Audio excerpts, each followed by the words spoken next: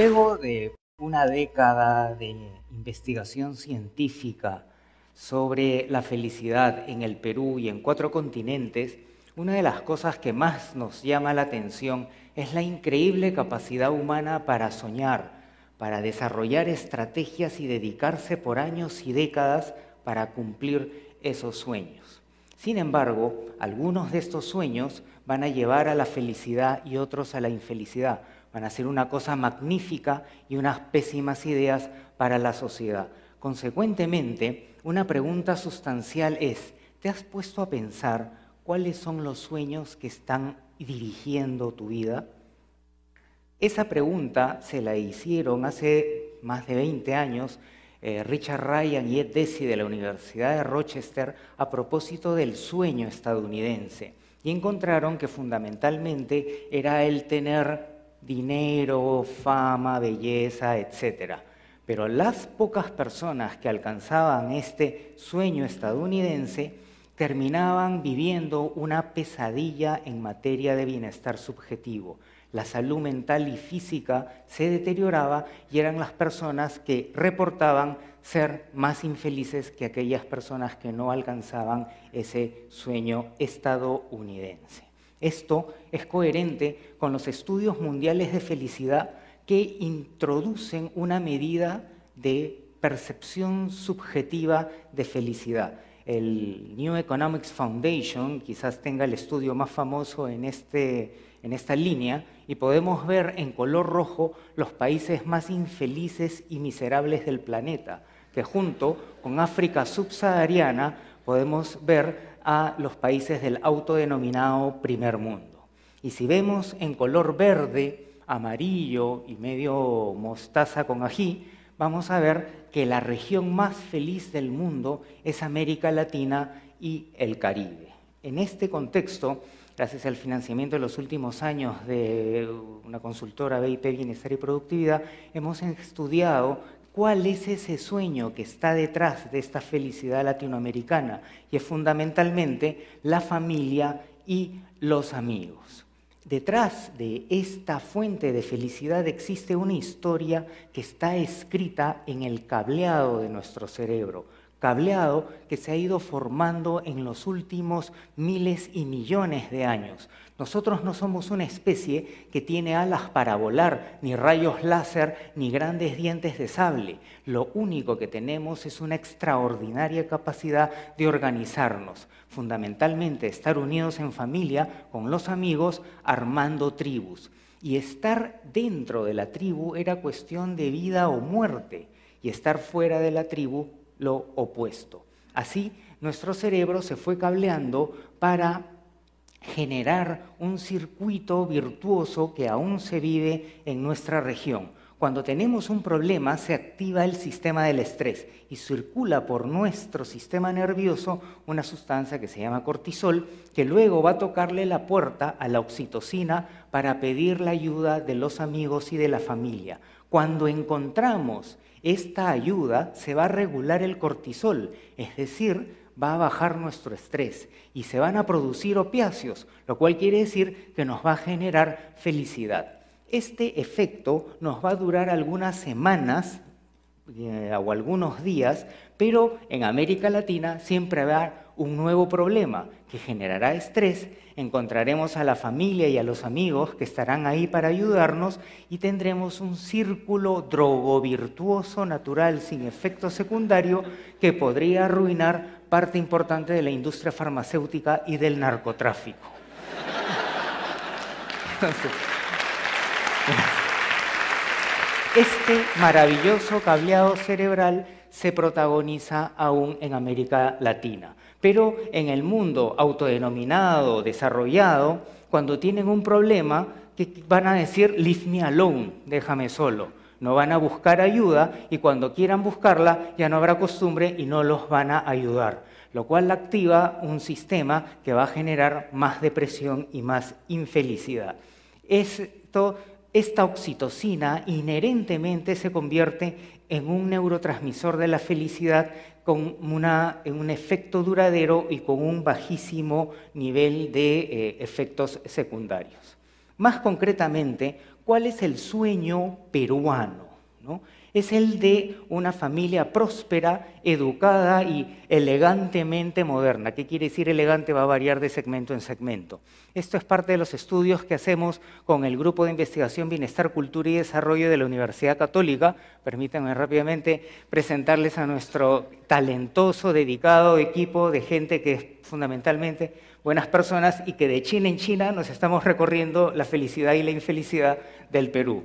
Bueno, esta idea de una familia próspera, educada y elegante, xolochic, puede ser una idea en abstracto interesante, pero en la práctica tiene un lado torcido. Porque la educación, cuando hemos estado profundizando, es básicamente tener cartón. La gente no busca reforzar sus valores, su identidad y adquirir nuevas competencias. Es el cartón. Entonces, eso explica por qué, no solamente en el Perú, sino es un problema regional, existe un tema de plagio espeluznante. En los exámenes se copian monografías completas, etc. Salen de la universidad con su cartón y no van a competir por competencia, sino tendrán que buscar a un amigo o a un familiar para que los haga entrar. Y dentro de la organización le deberán favores a ellos y se irán generando unas mafias argolleras alucinantes. Pero la argolla se tropezará más temprano que tarde con otra argolla y se generará la guerra de todos contra todos, en perjuicio de la productividad de la empresa y en perjuicio de la productividad nacional. Entonces, ese lado torcido va a generar que vayan creciendo los temas de corrupción, de conseguir plata a la buena o a la mala. Esto ha sido corroborado con el estudio más grande que se ha hecho hasta la fecha en el Perú sobre la identidad nacional en el ámbito de todo el territorio, hecho por el Instituto Integración del Grupo RPP, con los cuales participamos en el análisis. Y hay dos identidades, la del peruano respetuoso y culto, pero culto no como erudición, sino culto como de buenas costumbres, y el peruano desubicado, ¿no? Que es pandémico. El desubicado es un peruano florero, agradable, etcétera, pero que en el fondo no está interesado en generar una relación recíproca de mutua ayuda o mutuo respeto, sino está a la expectativa de aprovechar la oportunidad. Y cuando el otro progresa va a sentirse miserable con un sentimiento muy difundido que es la envidia y va a contraatacar metiéndole cabe al logro del otro, dentro de la argolla no tanto, pero también un poco, y va a practicar el deporte nacional que es el chisme.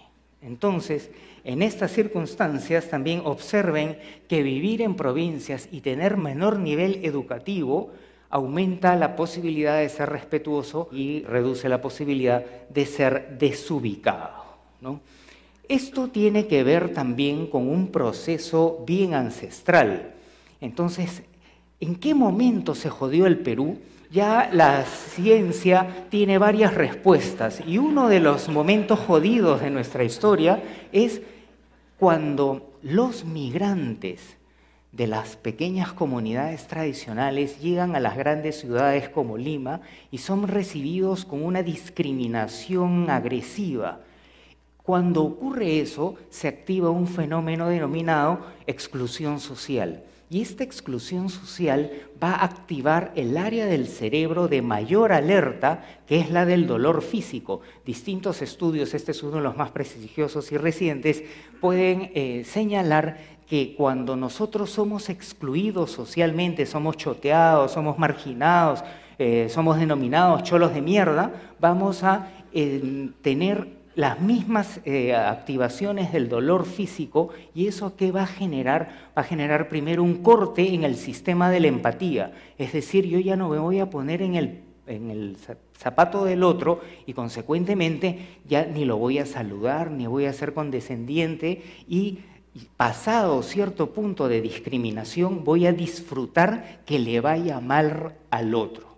Entonces, aquí vamos a observar que tenemos un problema muy complicado en nuestra historia y es algo que se está retroalimentando porque va generando una interacción desubicada en donde la gente se pone cada vez más barreras a la empatía y tenemos una dinámica callejera, social, laboral e interpersonal más allá de la argolla terrible.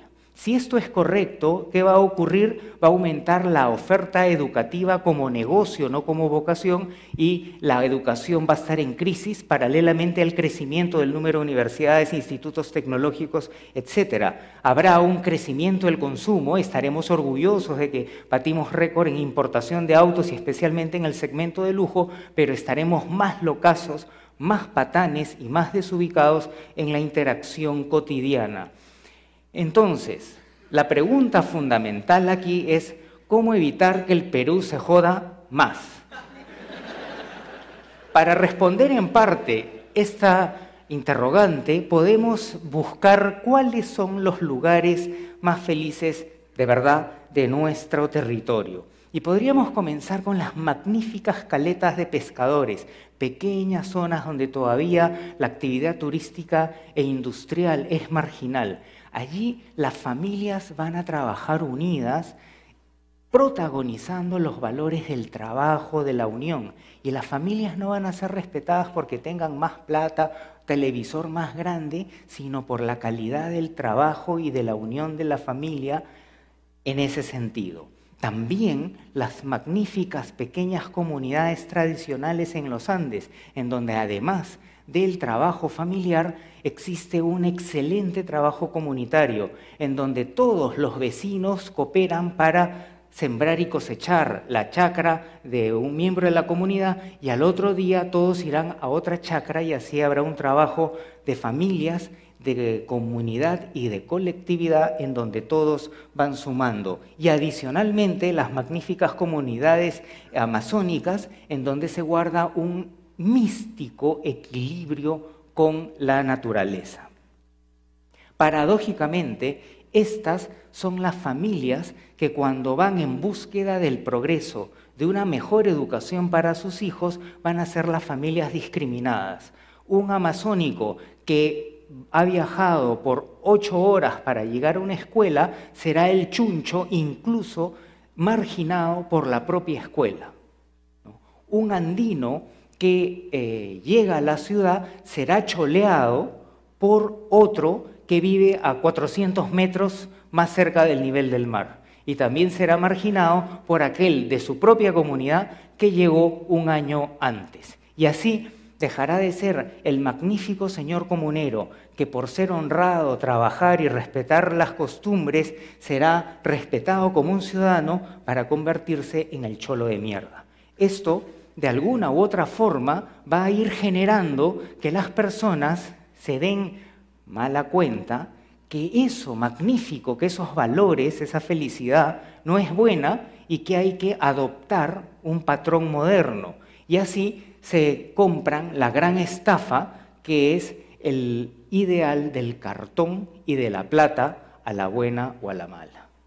Así resulta fundamental reforzar los valores peruanos, no Machu Picchu ni las líneas de Nazca, sino esos magníficos valores, comunidades de los abuelos y de los padres de los muchos de los que estamos aquí presentes, pero integrarlos a la modernidad para cumplir esos dos sueños, el de mantener una buena identidad, pero integrarnos en el mundo más contemporáneo. Y a propósito de esto, una pregunta interesante es, ¿cuál es el lugar más feliz del Perú moderno? Hicimos un estudio en las grandes ciudades en el Perú y encontramos que sistemáticamente uno de los lugares más felices era el Valle del Mantaro. Y el Valle del Mantaro no tiene la magnífica arquitectura cusqueña ni el paisaje esplendoroso de la cordillera de los Andes, sino tiene huancaínos, tiene huancas. El huanca tiene un equilibrio del trabajo y la diversión. Trabaja duro, pero se juerguea duro también. No hay un solo día en el calendario anual donde no haya una fiesta patronal en el Valle del Mantaro. En segundo lugar, es un cholo power, no es un cholo acomplejado, ¿no? Que dice, oh, ingeniero, perdón que hayas venido a mi pueblito feo, ¿no?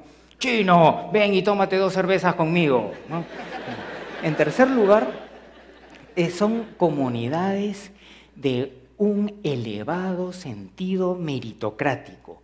Cualquier joven huancaíno sabe que respetando las tradiciones, ayudando a la familia, a los vecinos, trabajando duro, teniendo éxito, va a ser reconocido como un señor ciudadano. A diferencia, por ejemplo, de la ciudad del Cusco, uno de los lugares más infelices del Perú, en donde tienen que tener además una familia respetable, y así no van a haber nuevos ricos, solamente van a aumentar los nuevos pobres. Entonces, todo esto va configurando la necesidad, no el lujo ni la opción, la necesidad de emprender un plan nacional de no menos de 3 años, por no decir 7 años, en donde el gobierno, los medios de comunicación, la sociedad civil, la cooperación internacional, cada uno de nosotros aquí presentes esté involucrado.